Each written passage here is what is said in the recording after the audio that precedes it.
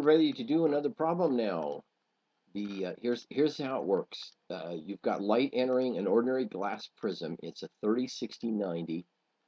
It enters the hypotenuse. So we have a situation. Here's the 90 degree. Here's the 30 degree over to the right, and the 60 degree. So this is the small angle. This is the big angle. This is the right angle.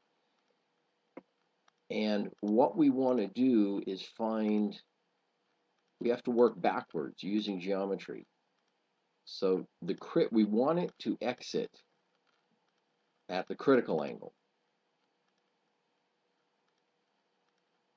So this is theta c. The critical angle for total internal reflection is this angle right here.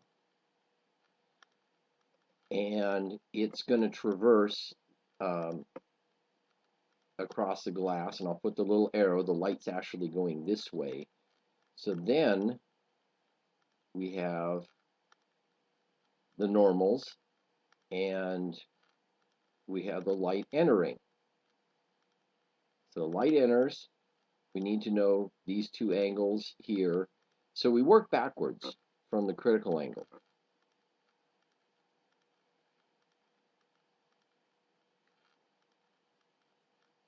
There we go. Make my right angle. And we're told the index of refraction is 1.5. Well, the critical angle, the sine of the critical angle is 1 over the index of refraction. So I'm going to pause for just a second. We're going to figure this out. Critical angle, then I'm going to draw some more pictures to expand the diagram. By the way, the speed of light the speed of light is not extraneous. It's used later, part C.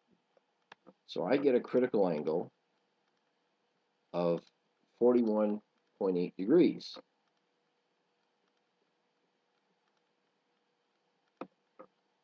Now let's look at this triangle right here. Let's expand it out a bit.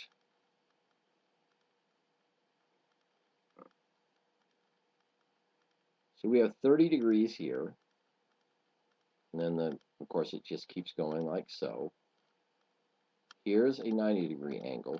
We're just blowing up this section right here, and this is 41.8 degrees. Now we need to find this, and once we found this, we know the sum of all angles in a triangle has to sum to 180. So we can find this angle right up here in this part of the triangle. I'm going to pause just a minute to do the calculations. After crunching the numbers, I learned this is, oops, that's of course not 78.2. This is 101.8 degrees. And this one was 48.2.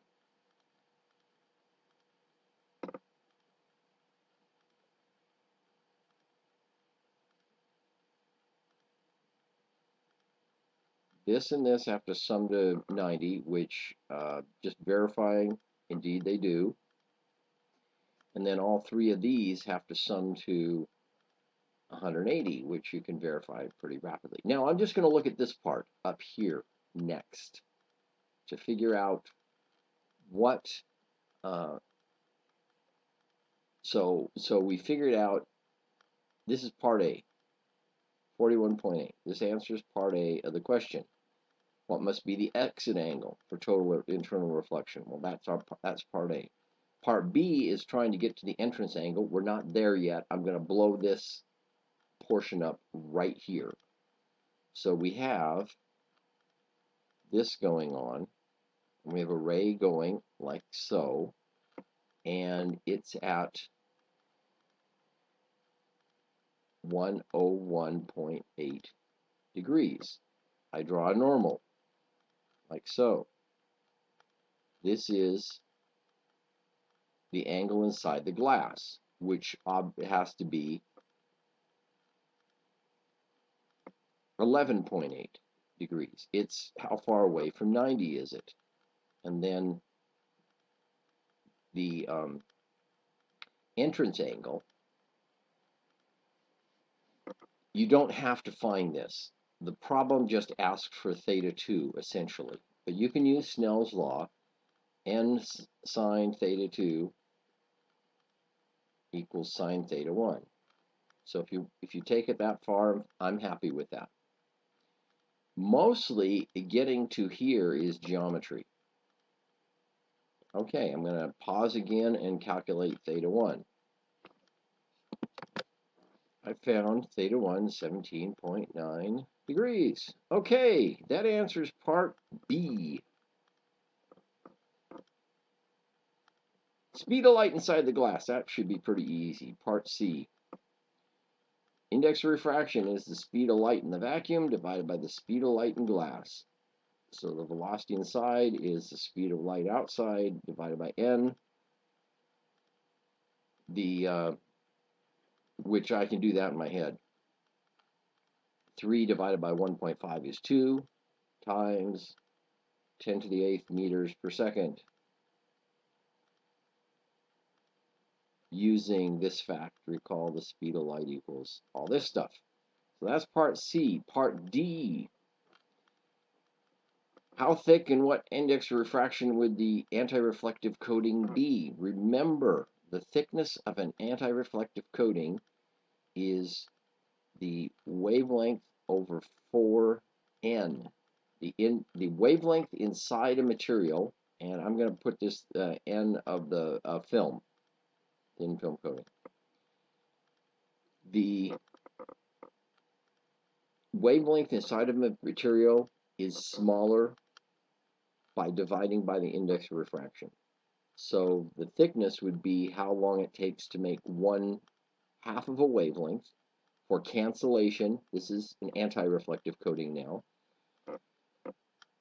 And the round trip would be have to be half a wavelength. So one way, the thickness of the film has to be a 1/4 wavelength inside the material.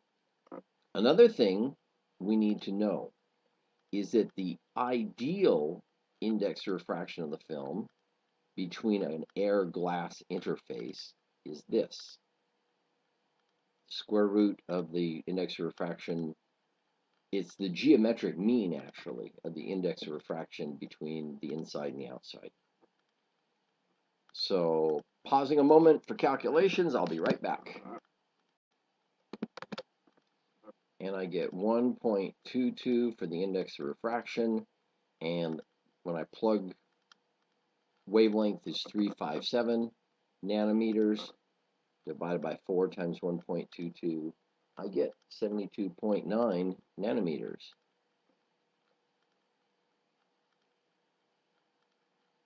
Thickness.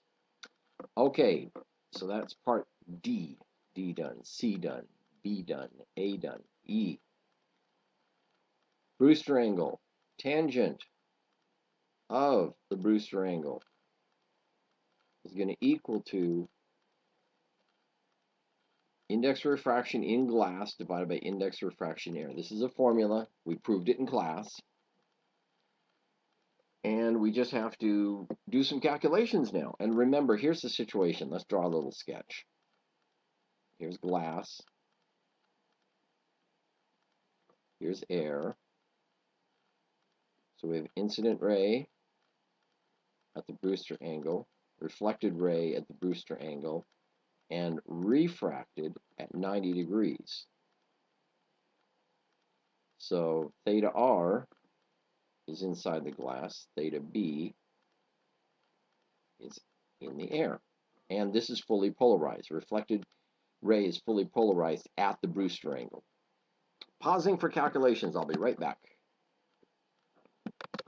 Okay, here we go. Brewster angle I got was 56.3 degrees. You can double check this.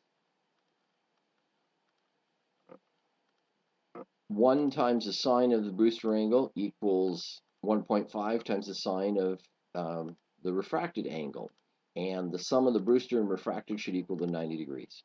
Okay, we're done with this problem. On to the next.